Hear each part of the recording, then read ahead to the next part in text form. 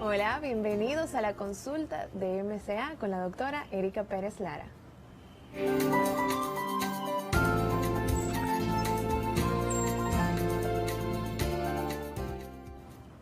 Es un placer traer cada semana temas de tanto interés, principalmente cuando de salud se trata. Por eso hoy tenemos a una invitada muy especial, la doctora Eliani Mejía López, que nos acompaña por primera vez en la consulta de MCA con un tema que francamente, simplemente al decir el nombre, como que hasta yo siendo médico me siento preocupada, muerte súbita, ¿verdad? Hablar de a qué se llama, ¿verdad? ¿Por qué le llamamos así? Si de alguna forma podríamos prevenirlo, o sea, cuando uno piensa en muerte súbita, yo pienso que es algo ya como irreversible, ¿verdad? Que de alguna forma no hay retorno. ¿Por qué se llama así, doctora Eliani? Bueno, muerte súbita, me encanta el tema, realmente, y educar sobre el mismo es muy importante, ya que, como su nombre lo dice, es la pérdida de la presión y la pérdida de la conciencia de forma súbita. Esto realmente es de forma muy habitual, se define por patologías que son de un ritmo cardíaco anormal. Generalmente se trata de fibrilación ventricular que se debe a un ritmo eléctrico caótico. Realmente es como una tormenta eléctrica que se presenta de forma súbita y la mayoría de las veces se da en personas que anteriormente no tenían alguna patología cardíaca. Por eso es que le hablamos de la forma súbita y cómo se presenta de forma repentina. Exacto. Por eso súbita, porque es algo repentino que no esperaba. O sea, que no hay síntomas que precedan a la muerte súbita. O sea, simplemente me caí y tuve el evento. Así es. La mayoría de las veces no hay síntomas que lo preceden, sino se presenta un ritmo anormal cardíaco. Sin embargo, hay algunos datos de historia clínica y historia familiar que son de vital importancia en uno tratar de estratificar el paciente para determinar su riesgo cardiovascular. Claro, para que de alguna forma uno pueda predecir si el paciente tiene unos riesgos, ¿verdad? Porque hablar de que tengo algo que puede ocurrir en cualquier momento, que es repentino, que no me lo avisa, ya de por sí hace que el problema sea todavía peor, ¿verdad? Porque como hemos hablado en programas anteriores, hemos hablado que es de infarto, que es de fibrilación auricular, que ese fue el primer programa, que ahora hablar de fibrilación ventricular, fue lo que dijo. Y cuando hablamos de fibrilación ventricular, ese término, ¿a qué se refiere, doctora? Bueno, nos referimos, como ustedes conocen, en términos llanos y simples, el corazón es una bomba. El corazón simplemente, mecánica y puramente hablando, tiene las válvulas, tiene la parte de la sangre que entra y sale y su función principal es servir de bomba para que la sangre circule y riegue todos los demás órganos del cuerpo. Pero para ese corazón poder funcionar necesitamos la parte eléctrica. Entonces, la parte eléctrica del corazón es la que regula esos latidos que vayan de una forma uniforme y de forma que esté organizado y sincronizado. Estas tormentas eléctricas de cuales hablamos, que es la fibrilación ventricular, se pueden presentar de forma súbita. En corazones que tengan enfermedad de base o en corazones con trastornos genéticos, pero es un ritmo anormal y caótico que se presentan en las partes de abajo del corazón, en las cámaras principales como son los ventrículos.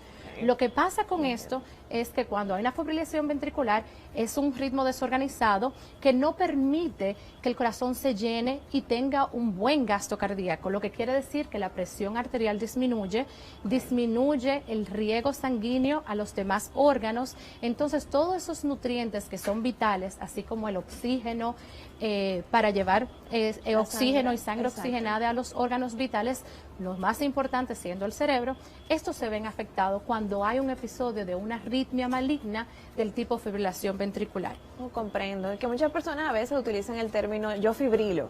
Entonces, hablando ya en ese sentido de una arritmia, de un ritmo irregular, que en algunos casos lo que se refiere es una palpitación, pero en este caso es algo que tiene una connotación muchísimo mayor a cualquier otro tipo de arritmia, que en muchos casos a veces es benigna, ¿verdad? Porque ahora si nos da una sensación de palpitación o taquicardia, una persona que nos está viendo puede decir, ¿y cómo yo sé si no es una maligna o si no es una benigna, verdad? ¿Cómo nosotros pudiéramos ayudar a quien nos está escuchando a diferenciar eso? O sea, ¿qué cosa tendría que hacer ese paciente para definir, ok, no, lo mío no está muy lejos de lo que la doctora mencionó, para ya yo apagar esa luz que se le prendió a quien nos está viendo? Es muy importante diferenciar estas dos cosas porque la palabra fibrilación se puede usar en ambos términos. Pueden ser fibrilación auricular, que es la fibrilación que ocurre en las cámaras altas del corazón, que se llaman aurículas, y estas realmente tienden a ser benignas. En el ámbito que es muy raro que una persona pierda la conciencia cuando tiene una fibrilación auricular, ya que son arritmias, como le llamamos, supraventriculares, de las cámaras altas. Sí tienden a ser molestosas, tienden a tener una duración mucho más prolongada, muchos síntomas. Es bien inusual que el paciente pierda el conocimiento con este tipo de arritmias. Las arritmias ya ventriculares, que son de las cámaras bajas, son ritmos irregulares de las cámaras principales del corazón, es como de la bomba principal del corazón. Entonces, estos sí vienen con trastornos hemodinámicos importantes. La tensión arterial disminuye, el paciente se siente mareado, no se siente con muy buena energía y tiende a perder el conocimiento. O sea, el paciente generalmente no tolera por un periodo largo plazo estas arritmias malignas. Una fibrilación ventricular, o sea que definitivamente te va a alarmar o te va a alertar la sintomatología, ¿verdad? La historia clínica, eso te diría mucho de a qué tipo de arritmia yo debo de orientarme. Y es sumamente importante en ese mismo ámbito crear conciencia, porque muchas de las veces, a veces que le pregunto a los pacientes, se murió de infarto, a veces utilizan el término como muerte súbita o infarto de forma indiferenciada. Claro. Y es bueno descartar que son cosas distintas. Una persona que muere y nadie sabe por qué a una edad temprana, menos de 35 años, durmió en el sueño. Hay que ver el por qué, porque es muy inusual en una persona joven, menos de 30 años, ya sea un atleta o un paciente que duerma en el sueño, es muy inusual. Y ahí nos lleva a pensar en trastornos del ritmo de tipo malignos. Ahí es donde ya podríamos pensar en muerte súbita. ¿Y qué tan frecuente es? Ahora usted mencionándome la edad. O sea, si yo quiero irme a las estadísticas para saber, cuando hablo de muerte súbita, porque todos moriremos, ¿verdad? Y no tenemos necesariamente que asociar el término muerte a muerte súbita, ¿verdad? Son diagnósticos distintos, porque nos van a llevar muchas causas diferentes y lo que estamos tratando en este programa es precisamente de hacer una diferencia. Entonces, ¿qué tan frecuente es hablar de muerte súbita? ¿Qué tanto lo vemos? Realmente es inusual, es algo que no es tan común, gracias a Dios, y cuando hablamos nos gusta dividirlos por edades. En un paciente joven, menos de 35 años, la prevalencia de muerte súbita por estudios tanto americanos como europeos, más españoles e italianos, que tienen un registro bastante robusto, la incidencia es 1 en 200,000 en los pacientes menos de 35 años. Ya en pacientes mayores de 300 años, cuando hablamos de muerte súbita en sí, que se puedan, ya esa prevalencia disminuye, ¿ok? Pero sigue siendo algo raro, una enfermedad bastante rara, atípica. Los registros, tanto europeos como italianos, tienden a tener más información porque tienden a hacerle autopsia a todos los pacientes que se presentan con una muerte inesperada. Entonces tienen mucho más data de la etiología y el origen, el por qué se produce esto. Eso ya simplemente nos hace hacer un llamado de atención a los departamentos de estadística, ¿verdad? De los diferentes centros clínicos hospitalarios para tener un registro, ¿verdad? Porque qué importante es saber por qué. Muchas veces, y ahora yo pensando en algo que una persona pudiera asociar con muerte súbita, está el tema del famoso ataque cardiovascular o el ataque clínico, el ataque al corazón fulminante, ¿verdad? Ese que las personas dicen se murió del corazón de repente. Entonces, ¿tendría relación una cosa y la otra? Sí, exactamente. Eso todavía se incluye entre una de las causas de la muerte súbita, porque de la misma forma en que podemos tener la obstrucción de una arteria, ya sea por placa de colesterol, eso tiende a pasar también. Y cuando hay una disminución de oxígeno en una parte del corazón, se tiende a manifestar con arritmias y arritmias malignas. Por eso nos gusta cuando vemos un paciente o evaluamos un paciente ya que se fue reanimado de una muerte súbita, la edad es algo muy crucial. Y 35 años lo que usamos. Es como el marcador, la etapa. etapa. Cuando un paciente es ya mayor de 35 años, la causa primordial de muerte súbita, uno comienza a pensar en enfermedades ateromatosas, que son las enfermedades ya de un infarto al miocardio, que se presenta con trastornos del ritmo. Por la disminución de oxígeno, este corazón está bastante inflamado y se presenta con una fibrilación ventricular o taquicardia ventricular, generalmente fibrilación ventricular. Si el paciente ya es más joven, tendemos a pensar en otro tipo de arritmias, en otros tipos de orígenes. Uno de los más comunes en Europa, en Italia, son la cardiopatía arritmiogénica del ventrículo derecho. Son cardiopatías muy específicas, pero realmente muy bien estudiadas. Por eso se hace mucho énfasis en la evaluación cardiovascular predeportiva en estos pacientes. Claro. También tenemos patologías familiares hereditarias en el paciente joven, que se presenta, por ejemplo, el síndrome de QT largo, que son patologías que se heredan, familiares. Realmente, la mayoría de las veces hay una historia familiar. Cuando hablamos de QT largo, doctora, es una anomalía en el electrocardiograma, me imagino, ¿verdad? Correcto. Eso es algo que para poderlo diagnosticar tenemos que tener una evidencia en estudios. Así es. No es como que, bueno, yo creo que tengo QT largo, ¿verdad? No, Eso no. es, QT es, ¿por qué? ¿Por qué se llama así? Sí, en el electrocardiograma, para explicarlo de una forma llana y simple, es como nuestro mapa. Realmente nos da una evaluación fácil y sencilla que podemos hacerlo en la oficina, donde nos habla del sistema eléctrico cardíaco por completo. O sea, podemos tener una idea de nuestra conducción eléctrica desde las cámaras altas, cómo se propaga esa conducción hacia las cámaras bajas. Okay. Entonces, hay trastornos que se llaman canalopatías, que son hereditarias, entre ellas el síndrome del QT largo, que es una que están asociadas con muertes súbitas, que realmente se presentan cuando mides los intervalos en el electrocardiograma de esos periodos, vas a notar que hay un QT un poquito más largo. Okay. Y esos son realmente términos que nosotros evaluamos. Okay. La onda las Q ondas son las ondas que ven en el electrocardiograma, que tienen nombres, Comprendo. y esas, cada una de ellas representan un periodo en el ciclo cardíaco. Excelente, ya sabemos qué tan interesante es el tema, ¿eh? Pero tenemos que irnos a una pausa y vamos a volver con más de la consulta de MCA.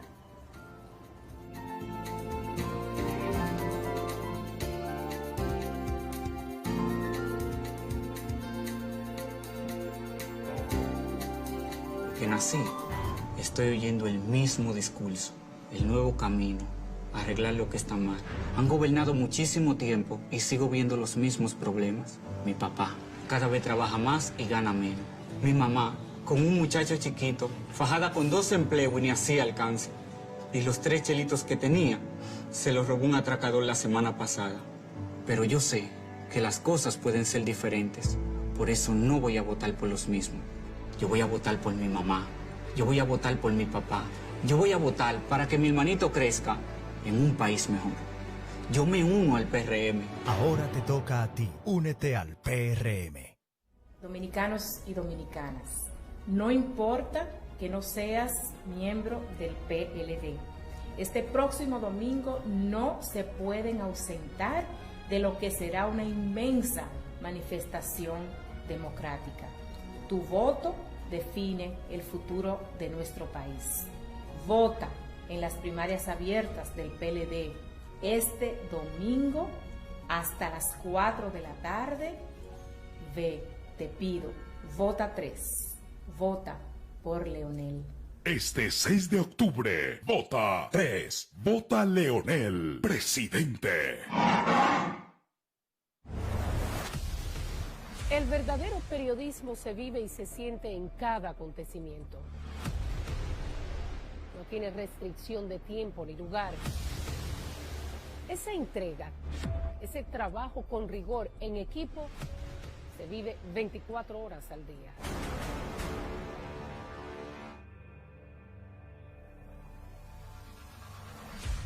Vivir una nueva experiencia. Apostar por lo nuevo. Dar un paso al frente. Superar límites. Abrir caminos.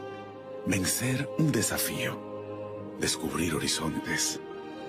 Comenzar un nuevo capítulo. Este día 6 tienes un compromiso con tu futuro. Con el futuro de tu país. Con el futuro de tus hijos. Vota 1. Vota Gonzalo, presidente. Abrí mi primera empresa a los 23 años. Sé lo difícil que fue. Por eso voy a crear el espacio del emprendedor. Una red nacional de oficinas amuebladas y equipadas con internet y toda la infraestructura para apoyar a los que desean desarrollar su negocio, pero no tienen capital. Los emprendedores son una fuerza vital para la economía y deben ser incentivados. Nuevas ideas para seguir avanzando. Gonzalo, presidente.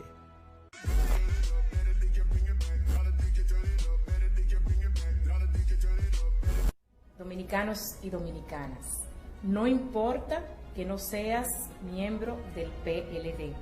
Este próximo domingo no se pueden ausentar de lo que será una inmensa manifestación democrática. Tu voto define el futuro de nuestro país. Vota en las primarias abiertas del PLD este domingo hasta las 4 de la tarde.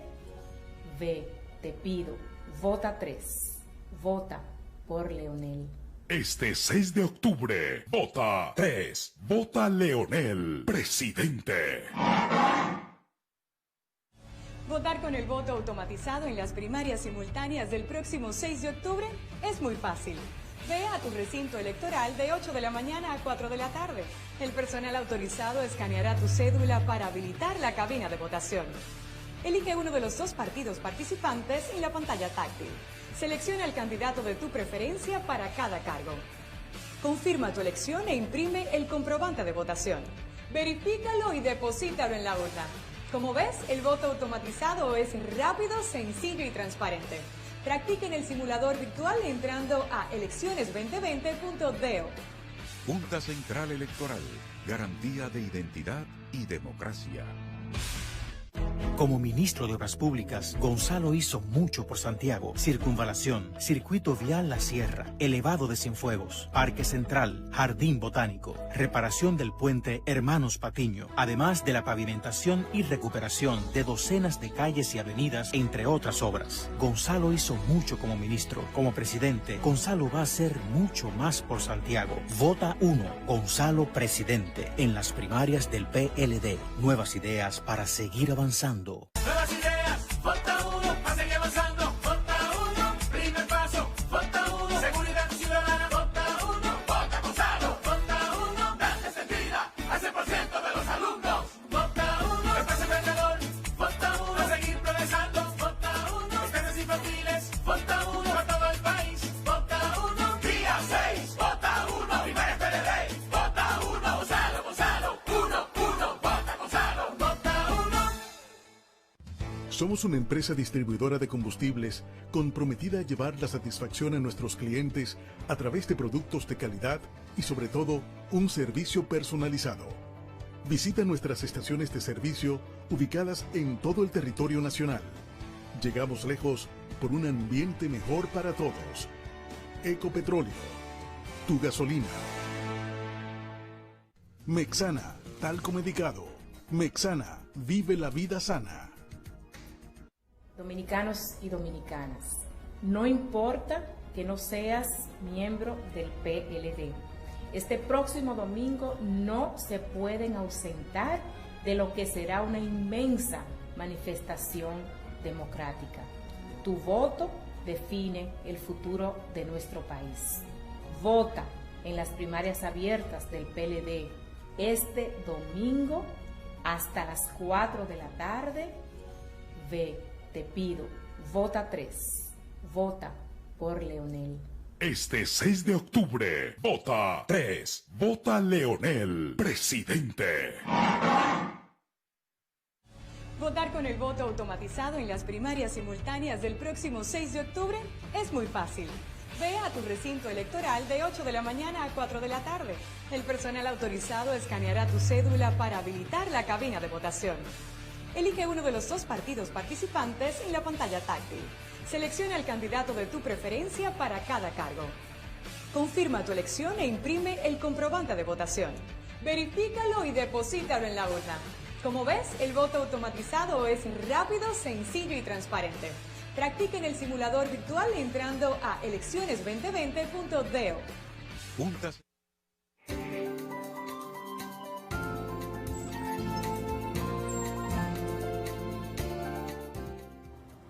Estamos de vuelta en la consulta de MCA con una servidora, la doctora Erika Pérez, y junto a mí la doctora Eliani Mejía López, cardióloga electrofisióloga, que nos acompaña el día de hoy hablando de muerte súbita, un tema que a todos nos debe interesar, que independientemente de que sea atípico, ¿verdad? Que la estadística no es tan alta en cuanto a casos, es sumamente importante que lo conozcamos, porque como hablábamos antes, incluso puede suceder en personas jóvenes, que es donde normalmente el paciente le llama más la atención al doctor, ¿verdad? En personas por debajo de los 35 años o alrededor de esa edad. Entonces, hablábamos antes de la pausa de las principales causas y mencionábamos que a medida que avanzábamos en edad, pues sí podía tener que ver con trastornos cardiovasculares como tipo infarto agudo del miocardio, pero que en edades tempranas podía deberse más a un tipo de arritmia, fibrilación ventricular, ¿verdad que sí? Así es. Notemos que hemos ido aprendiendo unas terminologías que son sumamente importantes porque es lo que hacen la diferencia a la hora de definir un concepto como muerte súbita de un ataque cardíaco fulminante o, como decíamos anteriormente, que se murió durmiendo, ¿verdad? Así es. Entonces, además de estas causas cardiovasculares que he tratado de resumir, ¿a qué otras causas nosotros podríamos atribuir un diagnóstico como este? Sí, es importante definir, en pacientes previamente sin cardiomopatía, pueden darse enfermedades que son puramente proarritmogénicas, que lo que quiere decir es que inducen a trastornos del ritmo del tipo maligno y pueden tener un corazón completamente normal, puede tener un corazón estructuralmente y funcionalmente normal. Estos son canalopatías, estos son los pacientes, como hablamos anteriormente, que tienden a ser hereditarios, que se presentan, pudo haber tenido historia de un familiar cercano, de primer grado que murió de muerte súbita. Primer grado es mamá, papá, hermano, ¿verdad? Correcto, esos son los familiares directos.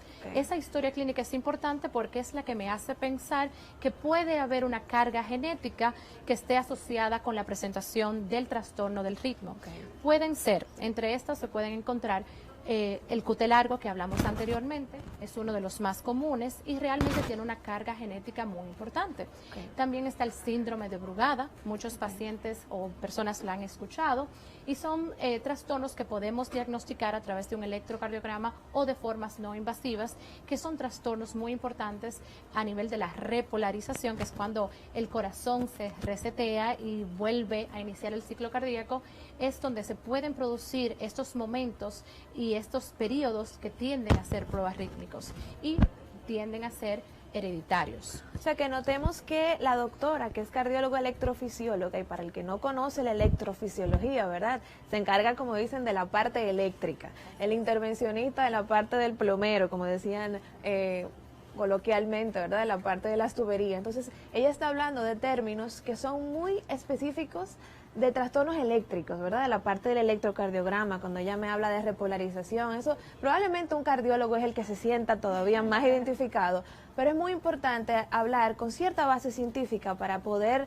entender, porque no hay nada mecánico en este momento, ¿verdad? Lo que está pasando es algo meramente en ese nivel y eso es lo que está produciendo o que va a desencadenar esta arritmia maligna que de alguna forma me puede llevar a muerte súbita. Exacto. Y todo tiene que ver con el flujo de sodio, potasio, que te altera este periodo de repolarización, mucho mayormente el potasio, pero sí son trastornos que se han asociado genéticamente y que tenemos genes ya identificados y establecidos, que realmente lo más importante en muchos de estos es la identificación de factores de riesgo. Si tú ves un familiar cercano con esto, pues podemos evaluar, investigar. Se hacen generalmente screening, evaluación cardiovascular previa y si hay alguna anomalía en el electrocardiograma, pues entonces se pueden investigar. Hay otras patologías, estos son los dos comunes que mencioné que tienen un corazón estructuralmente normal, o sea que si te hago un ecocardiograma, que es una sonografía del corazón, realmente no voy a encontrar nada, porque es un corazón estructuralmente normal. Y es una patología meramente a nivel de la membrana celular, que tiene estos trastornos genéticos que son proarrítmicos. Que no se pueden identificar así a grosso modo, ¿verdad? Que ahí un poco más ahí tenemos que evaluar la parte eléctrica, la conducción eléctrica a nivel del electrocardiograma. Hay otros estudios específicos que se pueden realizar como inducción desde arritmias si la sospecha es alta, que son estudios electrofisiológicos. Tiene sus indicaciones específicas. Inducir la arritmia, usted se refiere a producírsela, ¿verdad? A producir. Y eso no sería algo muy vamos a decir, arriesgado, ¿verdad? Un paciente que Así hablemos es. de una arritmia fatal, ¿cómo sería Así es. eso? Todo depende, ¿verdad? Todo depende. Hay indicaciones muy específicas y realmente en las guías de manejo nos estamos alejando un poquito hacia esos estudios electrofisiológicos, sino enfatizarnos mucho más en lo que es la clínica del paciente, Claro, la historia familiar, la presentación en el electrocardiograma y los síntomas. Los Claro. síntomas son sumamente importantes. Si tengo un paciente que tiene algún trastorno importante, como el QT largo, en un electrocardiograma de base, que tiene unas mediciones que ya califican como alto riesgo, en términos médicos hablamos de 500 milisegundos, pero son los tiempos que medimos en el específico en el ciclo cardíaco, ya esos son factores de riesgo elevado. Entonces, si esto se presenta y se asocia con síntomas, pues realmente no necesitamos más información de ahí. Comprendo. Realmente evaluamos la parte de la carga genética y ya de ahí comenzamos a estratificar el riesgo del paciente para prevención futura. Y ya hablábamos anteriormente del atleta.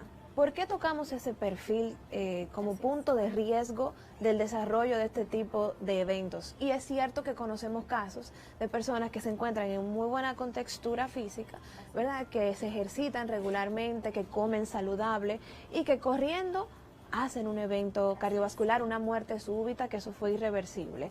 ¿Por qué el atleta tiene mayor predisposición? ¿Qué es lo que pasa? De hecho, en estudios y registros europeos se han presentado el aumento en la incidencia de muerte súbita en los momentos donde hay competencia o maratones, en la etapa de otoño y primavera.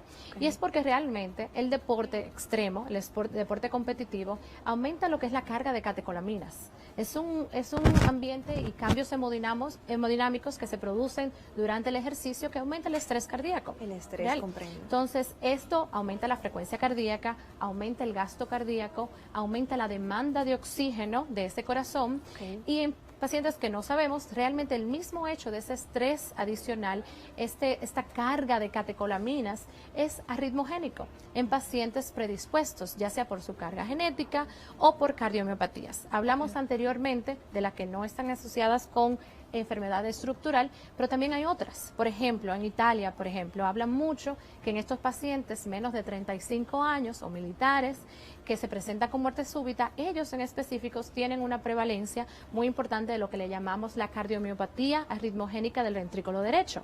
Y es exactamente, en pacientes, esta entidad específica, el ejercicio es uno de los estimulantes más importantes para producir arritmia. Comprendo. Entonces, porque se produce una remodelación grasa, infiltración de tejido adiposo dentro del miocardio, que Pero es esto el es algo que el músculo atleta cardíaco. ya tenía, ¿verdad? O sea, no es Exacto. que no debo de hacer ejercicio porque podría generar arritmia, es que es importante que el atleta evalúe porque lo pudo haber tenido antes. Correctísimo. Ah, ok. Entonces, en ese mismo aspecto, es importante destacar que hacemos una evaluación muy exhaustiva del paciente atleta y hablamos de 3 pilares fundamentales, ¿verdad?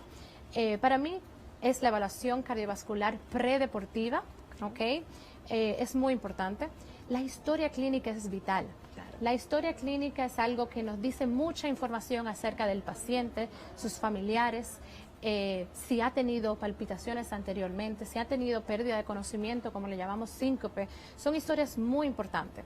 Ya luego van otros exámenes añadidos que en algunos guías de manejo pueden ser controversiales o no, pero el electrocardiograma realmente se ha convertido en un pilar fundamental para la evaluación de estos pacientes. Una cosa que dura 2 minutos en hacerse, ¿no? Exactamente. Tan sencillo como eso. Tan sencillo, porque hay hallazgos que podemos encontrar en el electrocardiograma que son sugerentes de ciertas patologías. Entonces, ya tenemos el electrocardiograma como algo de base para evaluación cardiovascular predeportiva para un paciente atleta. Nos ayuda a identificar si hay aumento en el tamaño de las cámaras cardíacas de una forma simple y no invasiva. Nos ayuda a identificar estos trastornos de repolarización porque evaluamos lo que son las ondas T. Evaluamos también lo que son los periodos QT, ya tanto largos como cortos, o patologías anormales, ¿verdad? Claro. O comportamientos anormales en estos pacientes. O sea que nos da una idea muy importante. ¿Cuánta información me puede dar a mí simplemente esos 6 segundos, ¿verdad? Que es lo Así que es, marca así un es. electrocardiograma. Así es. Y estoy segura que muchas personas se sentirían tentadas con este tema de los relojes inteligentes a monitorear su propio ritmo cardíaco. Sí. Señores, esto requirió una escuela de medicina, luego de cardiología, Así es, para poder así realmente es. interpretar un ritmo, ¿eh? Y Así es. recordemos, y es muy importante, que normalmente estos relojes lo que trazan es una derivación, Un ¿verdad? vector. Es un Correcto. vector, exacto. Correcto. Ustedes van a notar que hay muchas ondas en el electrocardiograma, Así explicándolo de forma llana, por lo que no dejen de acudir al especialista para hacer una evaluación propiamente. Sin embargo, te puedo decir que para nosotros como electrofisiólogos, cuando empezaron todos estos relojes y toda esta información, al paciente manejarla se convirtió en una sobrecarga de información para el médico. Me imagino. Sin embargo, a la larga creo que ha sido muy bueno, porque el paciente conoce sus números. Claro. El paciente realmente conoce, bueno, doctora, mi frecuencia normalmente es esta, pero mi celular me dijo que me disparé a los 180 Exacto. cuando estaba en reposo, y tienden a ser bastante fidedignos. Entonces, Ok. para nosotros como el electrofisiólogo es algo que realmente nos ha ayudado. Que sirve de alarma. Porque es un screening test, es un buen screen, pero realmente necesita más estudios Necesita adicionales. más información. Wow, qué tema tan interesante. Y vamos a una pausa, doctora, para luego de ella hablar de qué usted haría como médico si un paciente llega a la emergencia con un diagnóstico como este. Nos vemos en breve.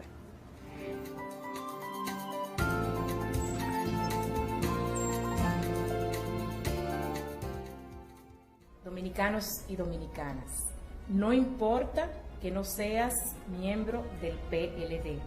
Este próximo domingo no se pueden ausentar de lo que será una inmensa manifestación democrática. Tu voto define el futuro de nuestro país.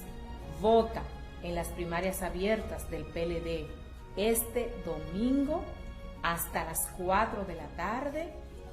Ve, te pido, vota 3, vota por Leonel. Este 6 de octubre, vota 3, vota Leonel, presidente.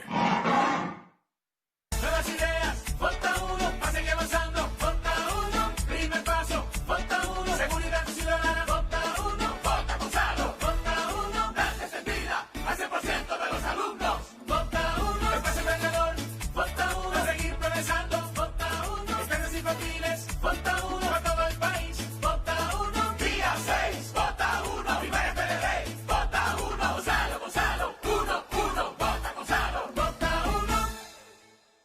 Somos una empresa distribuidora de combustibles comprometida a llevar la satisfacción a nuestros clientes a través de productos de calidad y sobre todo un servicio personalizado. Visita nuestras estaciones de servicio ubicadas en todo el territorio nacional. Llegamos lejos por un ambiente mejor para todos. Ecopetróleo, tu gasolina. Mexana, talco medicado. Mexana, vive la vida sana. Dominicanos y dominicanas, no importa que no seas miembro del PLD. Este próximo domingo no se pueden ausentar de lo que será una inmensa manifestación democrática. Tu voto define el futuro de nuestro país. Vota en las primarias abiertas del PLD este domingo hasta las 4 de la tarde. Ve, te pido, vota 3, vota por Leonel. Este 6 de octubre, vota 3, vota Leonel, presidente. Votar con el voto automatizado en las primarias simultáneas del próximo 6 de octubre es muy fácil. Ve a tu recinto electoral de 8 de la mañana a 4 de la tarde. El personal autorizado escaneará tu cédula para habilitar la cabina de votación. Elige uno de los 2 partidos participantes en la pantalla táctil. Selecciona el candidato de tu preferencia para cada cargo. Confirma tu elección e imprime el comprobante de votación. Verifícalo y deposítalo en la urna. Como ves, el voto automatizado es rápido, sencillo y transparente. Practica en el simulador virtual entrando a elecciones2020.do. Junta Central Electoral, garantía de identidad y democracia. El tiempo no retrocede. El 6 de octubre habrá elecciones primarias abiertas. No todos los candidatos tienen las mismas ideas. ni las mismas propuestas. No todos garantizan los mismos avances. El 6 de octubre, participa. No tenemos tiempo que perder. Día 6 de octubre, vota 1. Gonzalo, presidente. Nuevas ideas para seguir avanzando.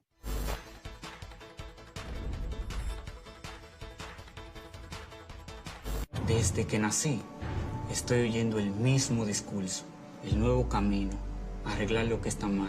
Han gobernado muchísimo tiempo y sigo viendo los mismos problemas. Mi papá cada vez trabaja más y gana menos.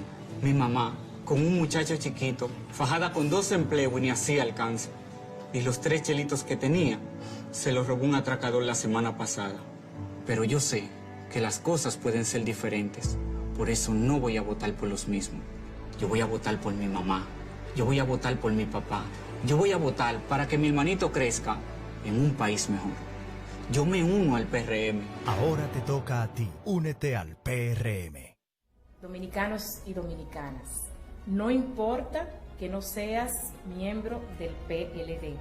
Este próximo domingo no se pueden ausentar de lo que será una inmensa manifestación democrática. Tu voto define el futuro de nuestro país. Vota en las primarias abiertas del PLD este domingo hasta las 4 de la tarde. Ve, te pido, vota 3. Vota por Leonel.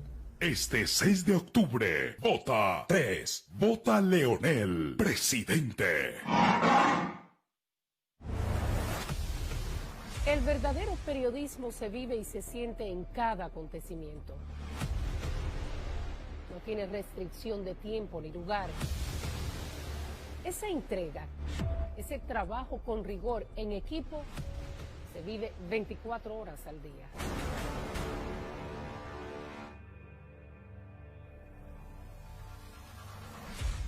Vivir una nueva experiencia. Apostar por lo nuevo. Dar un paso al frente. Superar límites. Abrir caminos. Vencer un desafío. Descubrir horizontes. Comenzar un nuevo capítulo. Este día 6 tienes un compromiso con tu futuro. Con el futuro de tu país. Con el futuro de tus hijos. Vota 1. Vota Gonzalo, presidente. Abrí mi primera empresa a los 23 años. Sé lo difícil que fue. Por eso voy a crear el espacio del emprendedor. Una red nacional de oficinas amuebladas y equipadas con internet y toda la infraestructura para apoyar a los que desean desarrollar su negocio, pero no tienen capital. Los emprendedores son una fuerza vital para la economía y deben ser incentivados. Nuevas ideas para seguir avanzando. Gonzalo, presidente.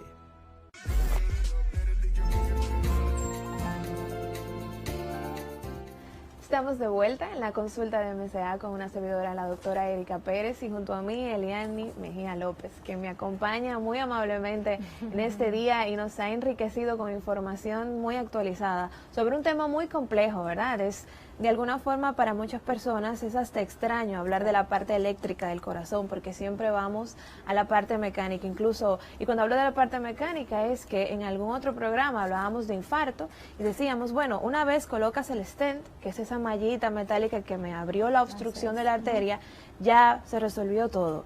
En este momento, cuando hablamos ya de un problema de origen eléctrico, pues el tratamiento es completamente diferente, ¿verdad? Y hemos hablado de causas que son bastante complejas, pero que son reales y que tenemos que conocerlas. Entonces, doctora Mejía, cuando hablamos de un paciente que tuvo una muerte súbita, ¿se supone que ese paciente, si tuvo una muerte súbita, ya yo debo de dejarlo así? O sea, yo debo de pensar que el paciente pues falleció, o yo tengo algo que hacer para realmente recuperar esa vida. Claro. En el segmento anterior te hablaba de la parte que es la prevención, y es lo que yo creo en los 3 pilares fundamentales para un paciente, para el abordaje de este paciente. Evaluación, ¿verdad? Cardiovascular predeportiva en el caso del paciente joven. La segunda es una educación y crear conciencia sobre la importancia de la reanimación cardiopulmonar. ¿verdad? Y también tener un acceso rápido a un desfibrilador automático. Son los 3 pilares fundamentales que nos van a ayudar a combatir lo que es la muerte súbita y tener mejores resultados. Como hablamos anteriormente, lo que es habitualmente la muerte súbita se produce por arritmias malignas, que es un ritmo caótico ventricular que no permite una buena presión arterial y disminuye el flujo sanguíneo a los órganos vitales. Aquí es donde viene cuando identificas el paciente se desmayó, no tiene circulación. Lo primero de todos los que estamos alrededor es identificarlo, que hay una pérdida súbita del conocimiento. El paciente no responde. Tomar el pulso. Entonces se inicia lo que es la reanimación cardiopulmonar, que es lo que nos va a permitir en ese momento, el paciente no tiene flujo sanguíneo a órganos vitales como el cerebro, riñones y todos los demás órganos vitales. O sea que esta reanimación, cuando se da compresiones en el pecho, es para aumentar ese flujo a órganos vitales, donde el más vulnerable es el cerebro. Cuando estamos haciendo la reanimación cardiopulmonar, que todo el mundo estoy seguro que se siente familiarizado con Así este es. movimiento, lo que estamos tratando es de simular el movimiento del corazón porque la parte eléctrica está fallando, ¿verdad? Entonces, al hacer esto, yo no tengo que ser ni siquiera muy experto, ¿verdad? Pero debo de tener como la intención de hacer algo. Cuando llamamos a 911, que me imagino que es lo primero que va a... Lo primero que debe ocurrir. Ellos lo primero que van a hacer es eso, ¿verdad? Correcto. Van a tomar el pulso, van a hacer la reanimación. ¿Y hay algún tipo de fármaco que se utiliza para que el paciente haga algo? Y cuando me habla de desfibriladores, ¿a qué se refiere? ¿Qué dispositivo es ese? Sí, de hecho, 911, identificar al paciente es lo primordial, llamar al 911, que realmente tenemos un sistema efectivo, que he tenido resultados con pacientes que han reanimado de forma al paciente que se presenta con muerte súbita, y realmente es exactamente aumentar el bombeo de sangre a los órganos vitales, ¿verdad? Para mejorar el flujo sanguíneo a los órganos y aumentar ese tiempo en lo que llega el desfibrilador. El desfibrilador sigue siendo el tratamiento vital y de suma importancia. Y no le podemos tener miedo, porque esto debe de estar disponible en cualquier centro deportivo. Debe de estar disponible en cualquier plaza en donde hay mucho manejo de personas. Claro, donde debe estar aconglomeración de asequible. personas, lógico. Exacto, porque es algo que realmente lo pones los parches en el tórax y uno en la espalda, te dice exactamente dónde ponerlos, no tienes que ser un experto, reconoce el ritmo y el mismo aparato, el mismo equipo te va a decir exactamente lo que va a hacer. ¿Qué es lo que hace el choque? Y es lo que hace es como un típico Choque vehículo, eléctrico. ¿verdad? Un jumpeo. O sea, te resetear. Comprendo, exacto. Así Miren es. qué interesante es conocer que pueden existir dispositivos que deben de estar disponibles en la mayoría de sitios donde nosotros tengamos, como por ejemplo en el play, ¿verdad? Que podría darse un caso de que viendo pelota alguien tenga un evento y que yo tenga pendiente, déjame pensar en el pulso, porque la tendencia es al pánico, ¿eh? La Exacto. tendencia es a no saber qué hacer, a oírle la respiración, que no está mal. O darle glucosa o algo, una Exacto, menta, le dan pero un jugo. chequear la circulación es lo Comprendo. primero. ¿Y qué, por ejemplo, complicaciones podrían ocurrir durante este maniobra o durante este manejo de alguna forma temprana, empírica, porque no estoy haciendo ningún estudio diagnóstico para saber qué está pasando, simplemente estoy actuando de manera reactiva? ¿Qué cosas podrían ocurrir? Sí. Lo más vital, como digo, es mantener la reanimación cardiopulmonar durante el periodo en lo que viene el desfibrilador, porque tenemos que proveer de flujo sanguíneo a esos órganos vitales. Como hablé anteriormente, lo más vulnerable es el cerebro. Entonces, mientras más tardo, estamos hablando que por cada minuto que me retraso en la desfibrilación o en mejorar el flujo sanguíneo de ese paciente, realmente la probabilidad de sobrevivencia o la probabilidad de una recuperación disminuye en un 10%. O sea, estamos hablando de que es algo que es inmediato. Tenemos que trabajar para aumentar ese flujo sanguíneo, porque en ese preciso momento el paciente no está recibiendo un buen flujo a los órganos vitales. Y la secuela más importante que veremos en el paciente con muerte súbita, que es una muerte súbita ya tardía, que no se pudo reanimar en un tiempo determinado, que realmente es en los primeros minutos, es el paciente que se presenta con ya sea anoxia cerebral, que es disminución del oxígeno cerebral, que queda y que con va a tener secuelas neurológicas, Así ¿verdad? es. A nivel de hemiplegia, que no puede mover las piernas, o el habla, o que pierde o anoxia múltiples cerebral funciones. global. en lo cual el paciente realmente no pierde sus funciones. Todas sus capacidades. Miren qué interesante. Y ese caso, doctora, de un paciente que sí logra recuperarse, ¿verdad? Que logramos trabajar a tiempo, que la llamada fue eficiente, que el servicio fue óptimo. ¿Qué vamos a hacer con ese paciente para ahora evitar que esto vuelva a ocurrir? Ahí es donde vamos nuevamente a preguntarnos el por qué.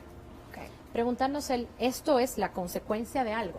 Porque la arritmia es la presentación, pero vamos ahora a determinar la causa. ¿Por qué este paciente determinado que estaba previamente sano, que estaba, ya puede ser un deportista, un militar, un paciente simplemente joven, 20 tantos de años, por qué se presenta con esto? Entonces vamos a crear y elaborar, ya sea la historia familiar, la historia del paciente, buscando síntomas e indicios de que nos digan si hay una enfermedad subyacente. También vamos a hacer el electrocardiograma de base, ya cuando todo el paciente esté más estable, hemodinámicamente estable. Vamos a evaluar si hay trastornos eléctricos importantes. Vamos a hacer un ecocardiograma que nos va a determinar, es una sonografía del corazón, hemos hablado anteriormente, y nos va a determinar la función, si hay algunas patologías, algunas cavidades aumentadas de tamaño, si hay un corazón bien muscular, que es lo que le llamamos cardiomiopatía hipertrófica, que también se asocia con estas presentaciones como gruesa, ¿verdad? bastante grueso, la pared y el septum en específico, y es una cardiomiopatía que es hereditaria por igual, y que se presenta con muerte súbita y trastornos de ritmos malignos. O sea, el ecocardiograma importante, y a veces vamos un paso más allá y hacemos, cuando no encontramos, hacemos resonancia magnética para ver si hay una enfermedad de infiltración dentro del músculo cardíaco per se, o si hay hallazgos sugestivos de miocarditis, que es una inflamación del tejido miocárdico, o sea que también predispone de una forma temporal a estos trastornos del ritmo. O sea que vamos a hacer una evaluación desde lo simple, pero que es muy importante, que es la historia física, la historia familiar y los síntomas, hasta llegar a estudios muy específicos, desde electrocardiograma, resonancia o estudios más invasivos.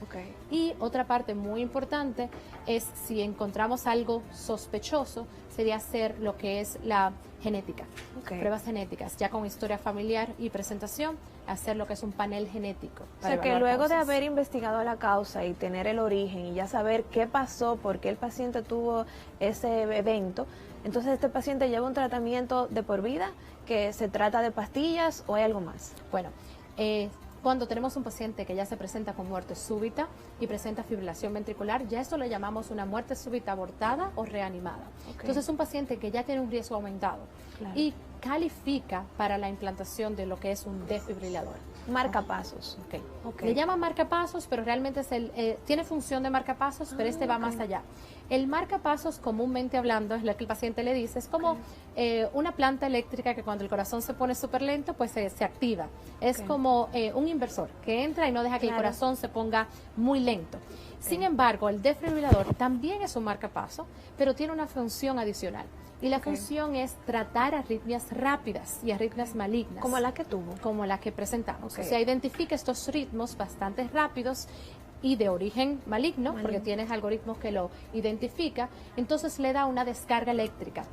Hace el trabajo del externo que utilicé para poderlo reanimar y resetea, ¿verdad?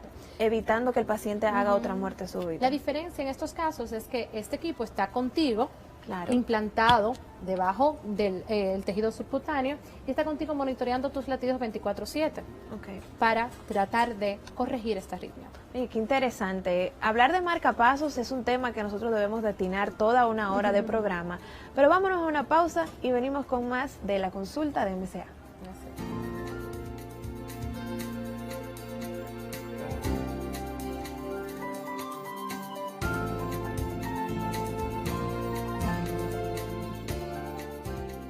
Llevar la satisfacción a nuestros clientes a través de productos de calidad y sobre todo un servicio personalizado. Visita nuestras estaciones de servicio ubicadas en todo el territorio nacional. Llegamos lejos por un ambiente mejor para todos. Ecopetróleo, tu gasolina. Mexana, talco medicado. Mexana, vive la vida sana. Votar con el voto automatizado en las primarias simultáneas del próximo 6 de octubre es muy fácil.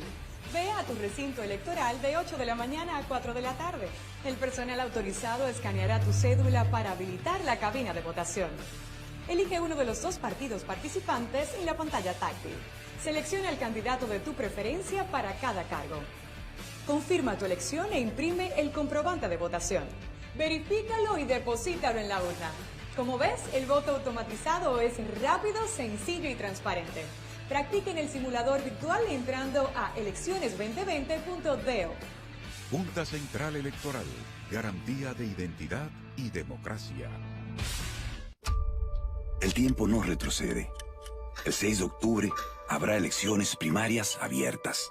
No todos los candidatos tienen las mismas ideas, ni las mismas propuestas. No todos garantizan los mismos avances. El 6 de octubre, participa. No tenemos tiempo que perder. Día 6 de octubre, vota 1. Gonzalo, presidente. Nuevas ideas para seguir avanzando.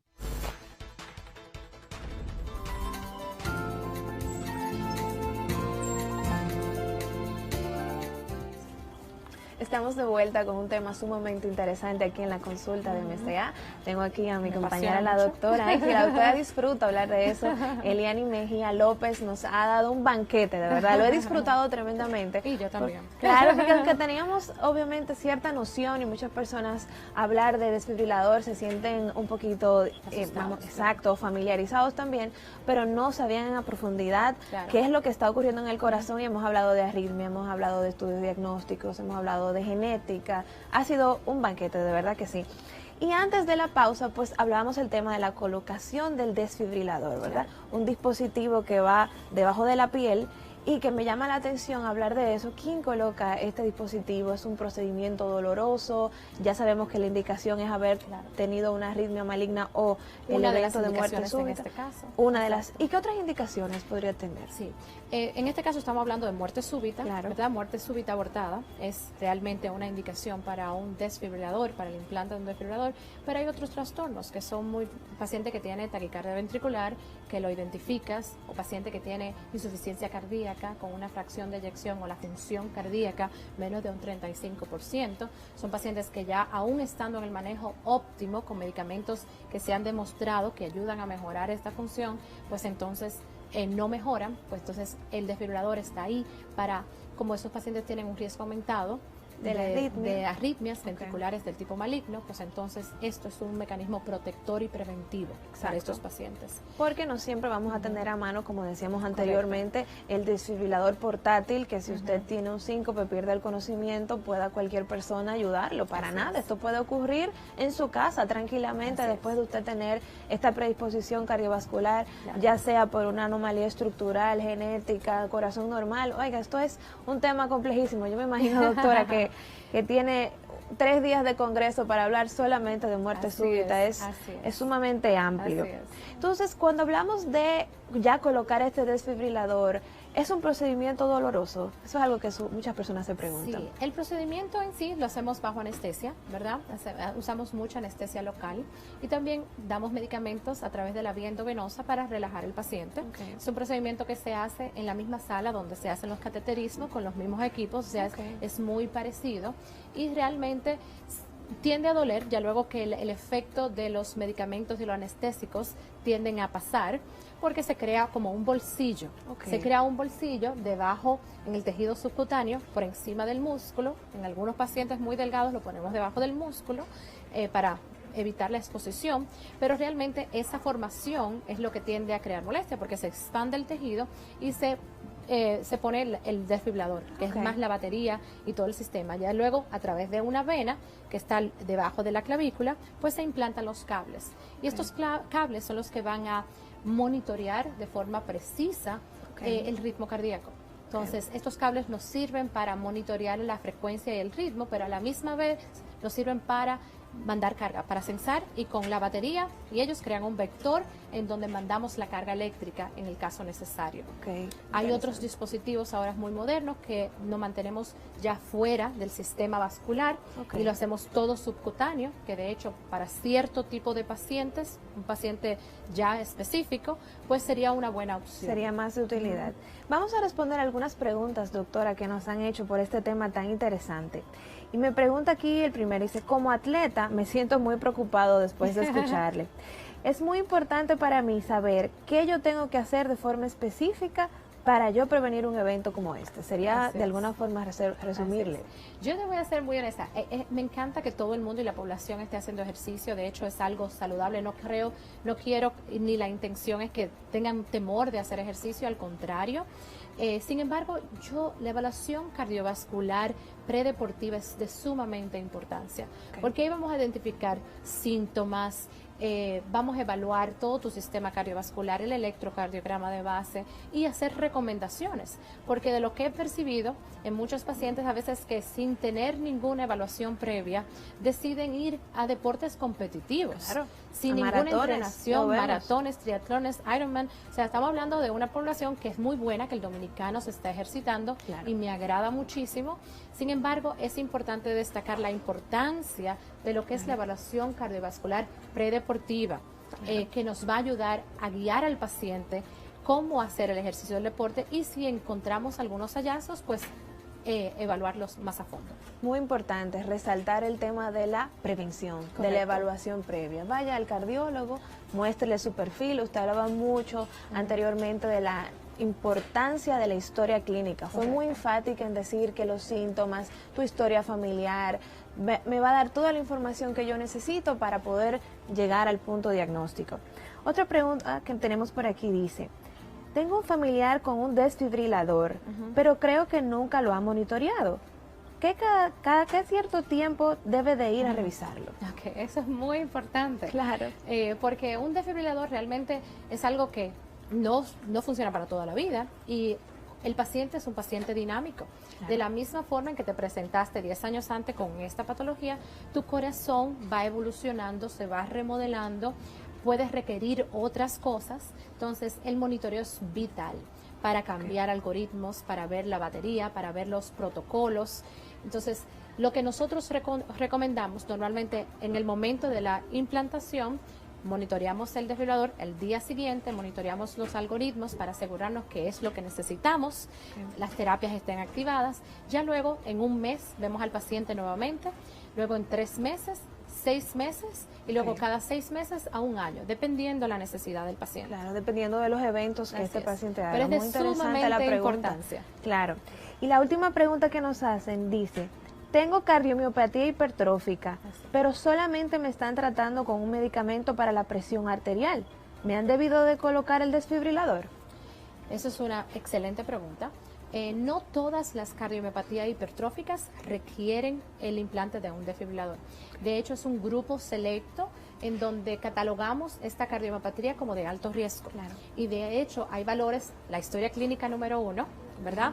El paciente que tiene ya el diagnóstico de cardiomiopatia hipertrófica y que me dice, doctor, me he desmayado, tengo palpitaciones, el diagnóstico de síncope con el paciente que tiene una cardiomiopatia hipertrófica. O paciente que se presenta con arritmias. Que en un Holter evidencio que hay episodios de taquicardia ventricular no sostenida en un paciente ya con el diagnóstico de cardiomiopatia hipertrófica. Estos son hallazgos de alto riesgo, así como el diámetro del septum. O sea, estamos hablando de pacientes ya, un selecto grupo de pacientes que tienen un riesgo aumentado, es el paciente en el cual el desfibrilador sería una terapia.